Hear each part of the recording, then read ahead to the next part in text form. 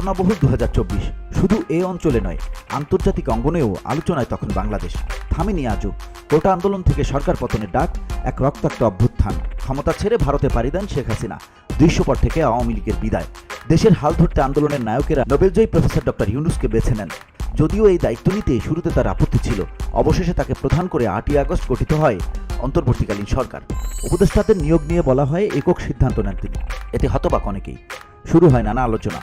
তালিকা দেখে কেউ কেউ বলতে থাকেন, এই যে এনজিওগ্রাম সরকার। সমালোচনায় নতুন মাত্রা। উপদেষ্টা মণ্ডলীদের মধ্যে একজন উপদেষ্টা আছেন যিনি গোড়া থেকেই সরে যেতে চান। এখানে সেখানে করছেন তদবির, কিন্তু কেন, কি হয়েছে আসলে? ওদিকে 15.5 বছরের কর্তৃত্ববাদী শাসনের পতন হলেও পতিত স্বৈরাচার কি বসে আছে? তাও তো নয়। নানা খেলায় লিপ্ত। পর্দার আড়াল থেকে হরেক রকমের অপচেষ্টা চালানো হচ্ছে। চলমান পরিস্থিতি তো সবারই জানা। এরই মাঝে আলোচনায় এক জরিপ। বলা হচ্ছে 57% মানুষ আওয়ামী লীগকে রাজনীতি করতে দেওয়ার পক্ষে।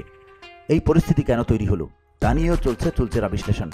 নিত্যপণ্যের লাগামহীন দাম, ব্যাংকে টাকা নেই, বিনিয়োগ বন্ধ, তলানিতে আইন শৃঙ্খলা পরিস্থিতি, কথায় কথায় আন্দোলন। তীব্র হচ্ছে সংকট। দাবি উঠছে দ্রুত নির্বাচনে। নানা চাপে প্রফেসর ডক্টর ইউনূস যেন নিজেই ক্লান্ত। এই যখন অবস্থা, তখন কেউ কেউ প্রশ্ন তুলছেন, কি করবেন তিনি? কি হতে যাচ্ছে সামনে? কার হাতে আসলে Trump card? VOD Bangla news desk.